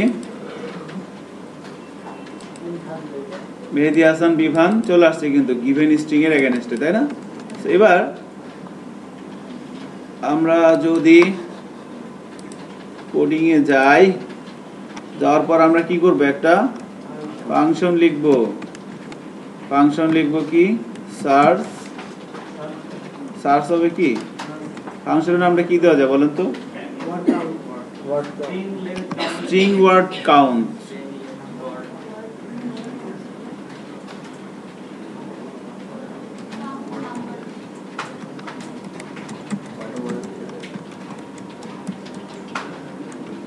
ওয়ার্ড ক্যারেক্টার কাউন্ট দিয়ে দিলাম। ওকে, সো এই ফাংশনটা কাজটা করবে, আর ফাংশনটাকে কল করতে হবে না। আমি কিন্তু বেশ কয়েকজনের দেখছি যে এই ফাংশনের এই যে স্কোপ, ফাংশনের একটা স্কোপ বলতে একটা বিষয় আছে, স্কোপ কতটুকুন, এখান থেকে শুরু করে কি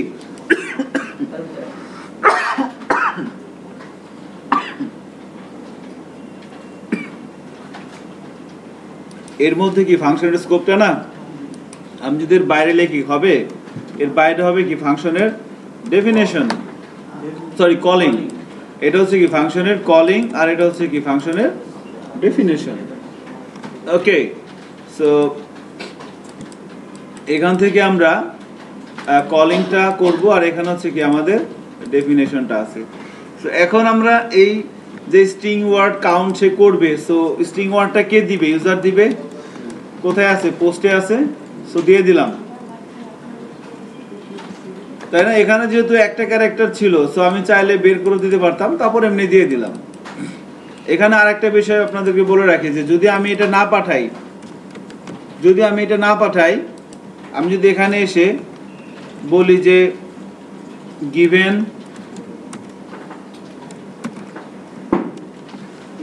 স্ট্রিং,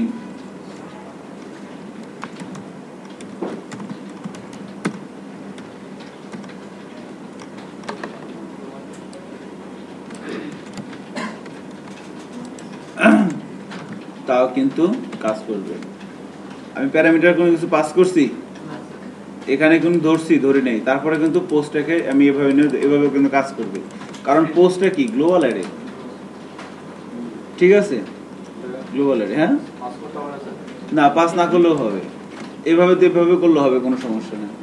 এখন ঘটনা হচ্ছে যে আমরা যখন রিয়েল লাইফে কাজ করব তখন আমাকে প্যারামিটার পাস করতে হবে, কারণ যেগুলো আমি পাস করব সেগুলো আমি তৈরি করে একটা কাজ করতে করতে করতে করতে কিছু ইনফরমেশন আপনি আসছে, ওটাকে আপনি এক জায়গায় রাখবেন, এরপরে ওইটাকে ফাংশনের প্যারামিটারের মধ্যে পাস করে আরেকটা ফাংশনের কাছে পাস করবেন, ওখানে আবার কিছু কাজ হয়তো কিছু ইনফরমেশন রেজাল্ট আসবে, ওইটার আবার আরেক জায়গায় রেখে ওইটার আবার আরেকটা ফাংশনে পাস করবেন, এভাবে করতে করতে কিন্তু ফাইনালি রেজাল্টটা হয়ে যাবে। সো তখন এটা কি গ্লোবাল অ্যারে না, এজন্য এটাকে পাস না করলে এটার যে কোনো জায়গা থেকে আপনি অ্যাক্সেস পাবেন যদি এটার মধ্যে কিছু থাকে।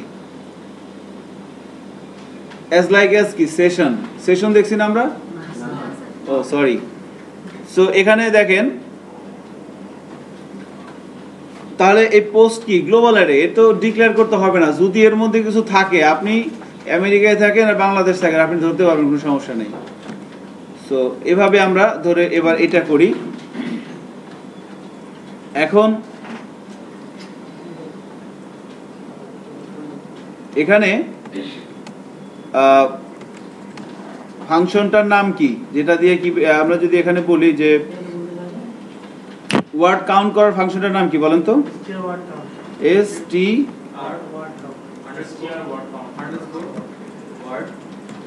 এই চলে আসছে, দেখছেন str ওয়ার্ড কাউন্ট, এটার মধ্যে স্ট্রিং পাঠাই দিলেই সে কি করবে, আমি কি পাঠাই দেব, এটা পাঠাই দেব।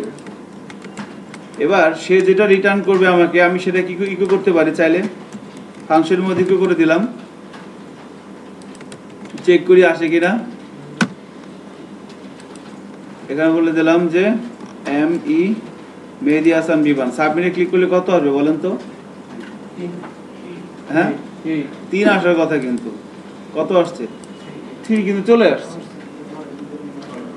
এবার আরেকটা ফাংশন কি ছিল, strlen, strlen সম্ভবত না, strlen স্ট্রিং লেন্থের মধ্যে গিভেন স্ট্রিংটা পাঠিয়ে দিলে, সো এই ফাংশনটা, এগুলো কিন্তু বিল্ট ইন ফাংশনগুলো ইউজ করে আমরা আমাদের মন মতো ফাংশন তৈরি করতেছি। এবার যদি রিলোড দেই, এবার কিন্তু 18 চলে আসছে। 18 কি এই হচ্ছে এতগুলো ক্যারেক্টার আছে ইনক্লুডিং স্পেস, 18টা ক্যারেক্টার আছে। সো আমি যদি এখানে বলে দেই, খেয়াল করেন, আমি যদি এখানে বলে দেই bitm, তাহলে এখানে কত আসবে 1 আর 4, 14 আসছে, 1 আর 4, 1 আর 4। এখন আমরা তো এখানে এই দুটাকে এখানে প্রিন্ট করব, আমরা প্রিন্ট করব কোথায়, বক্সের মধ্যে। সো এখন দেখেন এখানে কিন্তু একটু হালকা একটু বুদ্ধি খাটাইতে হবে, যে আমি এই ফাংশনটা কল করা হয়েছে, এখানে আপনি যা করার করবেন, করে রেজাল্টটা কি করতে হবে, আপনাকে রিটার্ন করতে হবে না। এখন রেজাল্ট যখন আপনি রিটার্ন করবেন, রেজাল্টটা আপনার কয়টা ভেরিয়েবলের মধ্যে রাখতে পারবেন, একটা না দুইটা ভেরিয়েবল লাগবে। সো দুইটা ভেরিয়েবল আপনি কেমনে রিটার্ন করবেন, এখানেই তো আমি এটাকে রাখলাম, ধরেন বললাম যে কি বলবো এটাকে,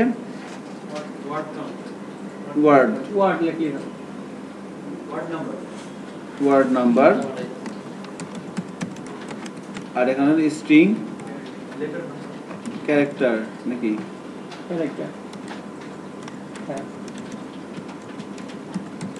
ক্যারেক্টার নাম্বার বা number of word, number of character হলে ভালো হতো। যাই হোক, আমরা দিয়ে দিলাম এভাবে।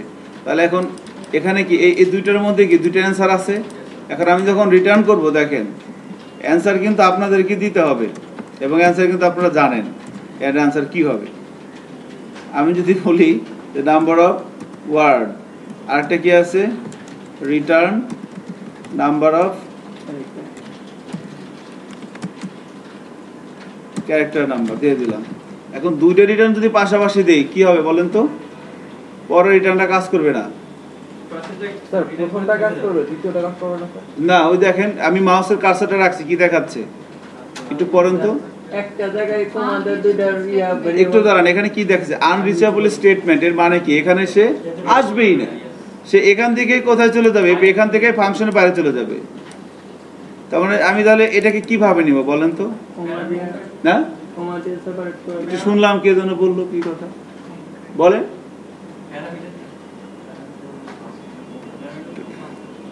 হয় নাই, আরো আছে, অ্যান্সার আছে কিন্তু।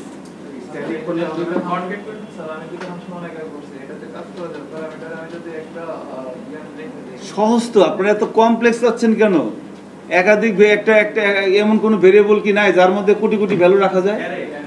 তাহলে এমন কোন ভেরিয়েবল কি নাই যার মধ্যে কোটি কোটি ভ্যালু রাখা যায়? আরে তাহলে এখন কি করবো আমি? আমি যদি বলি $sign data is equal to array, এবার আমি যদি এখানে বলি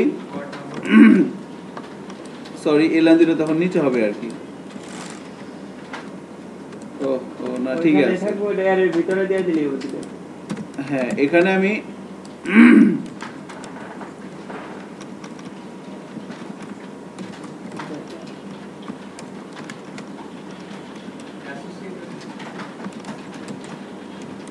সব অ্যাসোসিয়েটিভ অ্যারে, নিউমেরিক অ্যারে পাবেন না কখনো, ও খালি অ্যারে শেখার সময়, ঠিক আছে? নিউমেরিক অ্যারে নাই, মাল্টিডাইমেনশনাল অ্যারেও নাই, সব অ্যাসোসিয়েটিভ অ্যারে সব। তাহলে এবার এবার ডাটা এর মধ্যে কিন্তু সবই আছে না, আমি এখন রিটার্ন করব কি ডাটা, বাস। এবার এর মধ্যে তো সব আছে, 1 কোটি থাকলেও সমস্যা নাই, 5টা থাকলেও সমস্যা নাই। দেখছেন অ্যারে কত কাজে লাগে? অ্যারে তো সেদিন অপমান করছেন, অ্যারেই সব। তো এই যে আমি ভ্যালু পাস করতে যাই কিন্তু প্রবলেমটা হচ্ছিল, খেয়াল করছেন? এখানে কিন্তু অ্যারে ছাড়া দ্বিতীয় কোনো উপায় নাই, উপায় আছে আলাদা আলাদাভাবে করতে হবে, বাট একটা ফাংশনের মধ্যে দুইটা জিনিস বের করে একটু ডিফিকাল্টি করা আর কি। এবার আমি যদি ডাটা অ্যারেটা রিটার্ন করি, তাহলে এখানে অ্যারেটাকে ডাটাটাকে ধরবে কে? যে কোনো কিছু, আমি বলে দিলাম বিআইটিএম। এবার বিআইটিএমটা কি বলেন তো?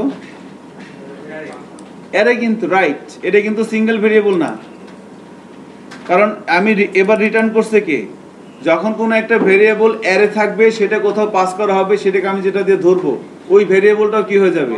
অ্যারে হয়ে যাবে। আবার যখন কোনো একটা ভেরিয়েবল একটা সিঙ্গেল ভ্যালু নিয়ে যাচ্ছে, ওইটাকে যখন কোথাও রিসিভ করবো, ওইটা কি হয়ে যাবে? সিঙ্গেল ভ্যালু হয়ে যাবে। Array to array, single variable to single variable. কথা কি বোঝা যাচ্ছে? কথা নাই, নীরবতা সম্মতির লক্ষণ নাকি? যাক, মেনে নিলাম।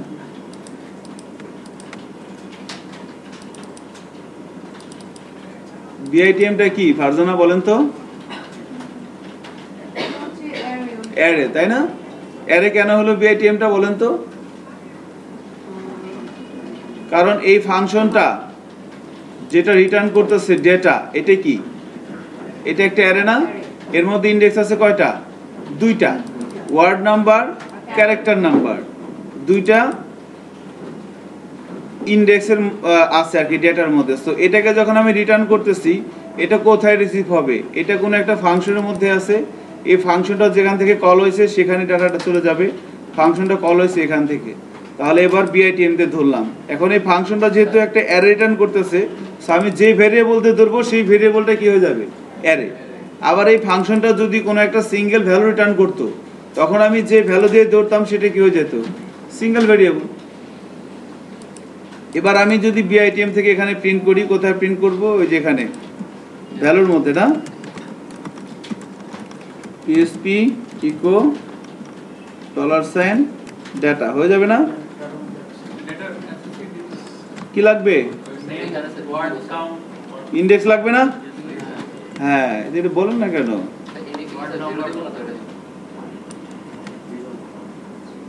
জিরো দিবেন না? কেন জিরো দিবেন? জিরো নামের কোন ইন্ডেক্স কি এখানে আছে? তাহলে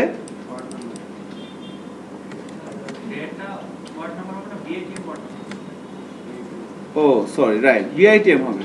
দ্যাটস ভেরি গুড, এখানে বিআইটিএম হবে কিন্তু বিআইটিএম ওয়ার্ড নাম্বার,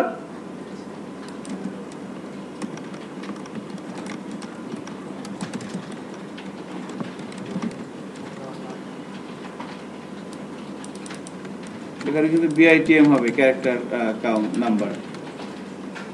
সো আমাদের কাজটা কিন্তু হয়ে গেছে।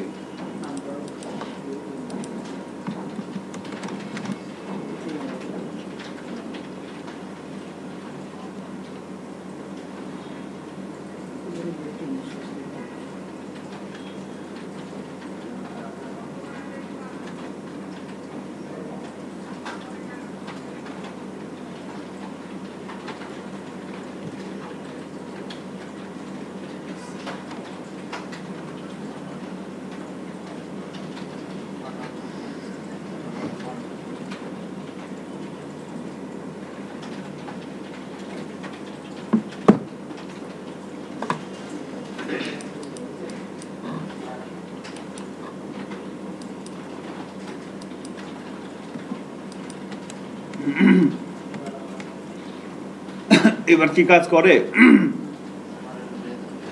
চেক করি তো কাজ করে কিনা। এখানে আমি দিচ্ছি হচ্ছে অলরেডি কাজ করতেছে, কিন্তু দেখেন 0 চলে আসছে। আমি যদি এখানে দিয়ে দেই দিব কি বললাম বেসিস বিআইটিএম, সাবমিট বাটনে ক্লিক করলাম, কত আসছে 2 আর 10, ইটস ওয়ার্কিং ওয়েল। সো এভাবে কিন্তু যখনই আপনি একটা ফাংশন থেকে আরেকটা ফাংশনে একাধিক ভ্যালু পাঠাবেন, তাহলে কিভাবে পাঠাতে হবে? অ্যারের মাধ্যমে। Very simple. স্যার স্পেসটা কি স্যার কাউন্ট করবে, ক্যারেক্টার হিসেবে স্পেসটাকেও সে কাউন্ট করবে। সো এবার এই কাজটা সবাই একটু করে ফেলেন, তারপর আমরা আরেকটা জিনিস করবো আর কি, ওটা করেই শেষ আছে ক্লাস। স্যার কোডটা এই যে কোড, এটা না স্যার কি করতে এই কোড দেখা লাগে।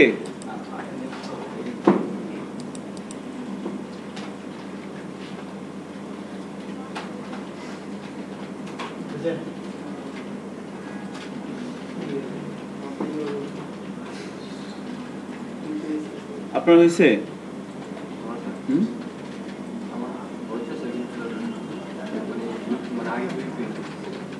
আরেকটু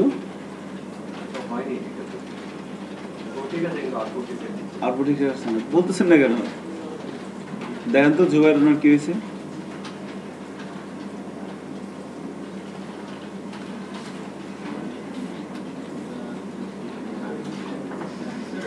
ইনিশিয়ালি অবস্থায় গিভেন স্ট্রিং যেটা আমরা নিয়েছি ওটা কিন্তু স্যার পার হচ্ছে না, ওটাকে ডিক্লেয়ার করব কোথায় স্যার? ফাংশনের শুরুতে এটা তো ওই পোস্ট থেকে আসতেছে না। আমরা একটা কাজ করতে পারি, এই পুরো কোডটাকেই কখন এক্সিকিউট হবে? If is set post button, এর মধ্যে সবটা দিয়ে দিলাম। এবার আর গন্ডগোল করবে না। এবার আবার অন্য গন্ডগোল লাগবে আর কি, এই বিআইটিএম নিয়ে গন্ডগোল লাগবে। এই যে বিআইটিএম নিয়ে গন্ডগোল লাগছে। ফার্স্টে তাহলে ডিক্লেয়ার করতে হবে হ্যাঁ, আমি এখানে এই প্রিন্টারের উপরে কি বলে দেবো, বিআইটিএম ইজ ইকুয়াল টু না অ্যারে। অ্যারে হবে না? না ইয়েস এটা তো একটা array. BITM is equal two একটা অ্যারে দিয়ে দিলাম সবার উপরে। এবার কিন্তু তারপরে কিন্তু আছে ঘটনা কি,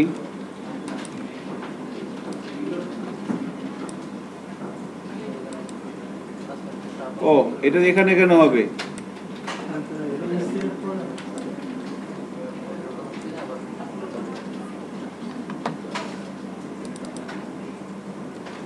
আচ্ছা, একটা গন্ডগোল এখানে আছে।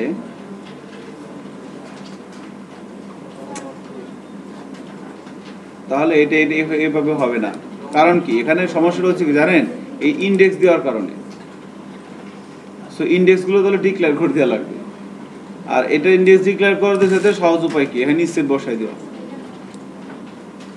প্রিন্টের ওখানে হ্যাঁ, ওই যেখানে আমি ইকো করে দিচ্ছি না, এখানে তারপরে যাবে না যাবে না। ইফ ইজ সেট এটা, যদি ইন্ডেক্সটা পাও তাহলে প্রিন্ট করো।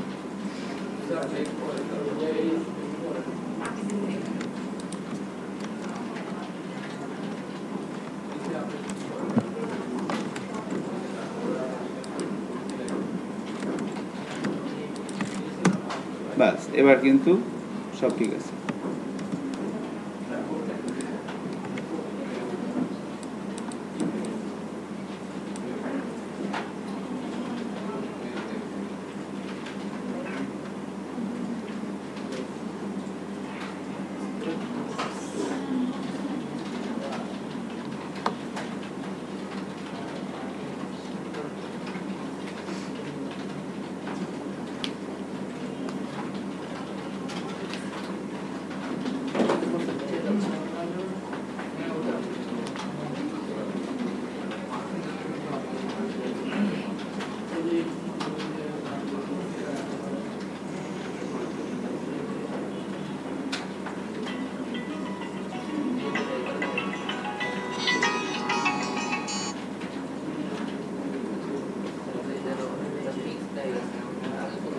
হ্যাঁ, আসসালামু আলাইকুম স্যার। যদি ইয়াতে যাই, এই পেজটা আমার ফাংশন ডেফিনেশনগুলো কিন্তু এখন ভিন্ন পেজে আছে, আর আমার দুটো ফাইল আছে, এই ফাইলের মধ্যে ভাবে কল করা আছে ফাংশনগুলো। সো আমরা যদি এখন ব্রাউজারে যাই, ধরেন প্রথমে আমরা ওয়ার্ড কাউন্ট পেজটাই থাকি, লিংক করতে কি আসছে? সবচেয়ে খতরনাক এরর এটা। পার্সার এরর হচ্ছে কি আপনার সিনট্যাক্স ভুল হয়েছে, আর ফ্যাটাল এরর মানে কি আপনি একবারে জঘন্য মিথ্যা কথা বলছেন, ঠিক আছে? আনডিফাইন্ড ফাংশন কি স্ট্রিং ওয়ার্ড কাউন্ট, অর্থাৎ আমি এখানে যে ফাংশনটা কল করছি, এই ফাংশনটা এই ফাংশনটা কি এই লিংক ডেফিনেশন এখানে আছে? নাই তো। এবং এটা কিন্তু অ্যাকচুয়ালি ফাংশনটা কল হবে কখন? যখন আমি সাবমিট বাটনে ক্লিক করব তখন না? এবং দেখছেন তো ফ্যাটাল এরর দেখার পরে নিচে চেয়ার আসছে, নিচে কিন্তু আসে নাই। দুই ধরনের এরর পাবেন, একটা হচ্ছে পার্সার এরর, একটা হচ্ছে ফ্যাটাল এরর। সো পার্সার এরর হচ্ছে কি সিনট্যাক্স এরর, আর ফ্যাটাল এরর মানে অনেক সিরিয়াস কিছু। সো আমি যদি এখানে তাহলে পাচ্ছে না, এখন এখানে আমি ইসেট দিয়ে দিতে পারি একটা। সো ইসেট আমি দিচ্ছি না, খেয়াল করেন। তাহলে কি করতে হবে? ইনক্লুড করতে হবে। ওই ফাংশনের পেজটাকে আমাকে ইনক্লুড করতে হবে। ফাংশনের পেজটার সাথে এই পেজটা একটা কানেকশন করে দেওয়া লাগবে। সো একটা পিএসপি ফাইলের সাথে আরেকটা পিএসপি ফাইল কেমন আমরা দুইভাবে কানেক্ট করতে পারি, একটা হচ্ছে ইনক্লুড আর একটা হচ্ছে কি রিকোয়ার, তাই না? ইনক্লুড আর হচ্ছে রিকোয়ার, এখন দুইটার মধ্যে কিন্তু একটু পার্থক্য আছে। সো যখন কোনো একটা পিএসপি ফাইলের সাথে আরেকটা পিএসপি ফাইল কানেক্ট করবেন, খেয়াল করবেন যার সাথে কানেক্ট করবেন তার মধ্যে শুধু যদি পিএসপির কোড থাকে, শুধু পিএসপির কোড যদি থাকে তাহলে আমরা ইউজ করবো হচ্ছে রিকোয়ার। আর যদি পিএসপি এসটিএমএল সব মিলে থাকে তাহলে আমরা ইউজ করবো ইনক্লুড। সো তাহলে আমরা এখন এই ওয়ার্ড কাউন্ট থেকে যার সাথে ইয়া করব ফাংশন ডেফিনেশনের সাথে লিংক করে দিব, তাহলে লিংক করার জন্য কি ইউজ করব? Include are require. আর এগুলা করতে হয় সবার উপরে। হ্যাঁ, ফাংশনের ডেফিনেশনটা আগে থাকতে হয়, ফাংশনের কলিংটা থাকতে হয় কখন? পরে। একটা জিনিস খেয়াল করবেন, হ্যাঁ আপনারা একটু খেয়াল করেন আমি কি বলি, যে এই কোডগুলো বা ইনস্ট্রাকশনগুলো এক্সিকিউট হচ্ছে কি লাইন বাই লাইন না জাম দিয়ে এক্সিকিউট হচ্ছে? লাইন বাই লাইন কিন্তু এক্সিকিউট হচ্ছে। সো আমি যদি এখানে রিকোয়ার করে দেই, আমি এখানে রিকোয়ার করে দিলাম ফাংশন বেসিক ডট পিএসপি কে, এবার খেয়াল করেন এবার কি কাজ হচ্ছে না? তারপরে কিন্তু কি আসতেছে? আর একটা ফ্যাটাল এরর আসতেছে।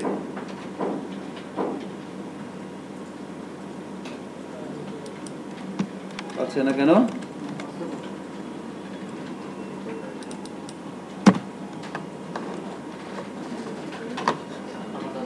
এগুলো কোথা থেকে আসলো?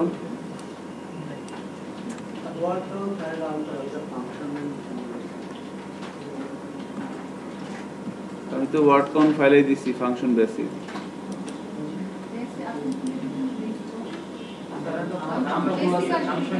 স্যার ফাংশন ডেফিনিশন হবে।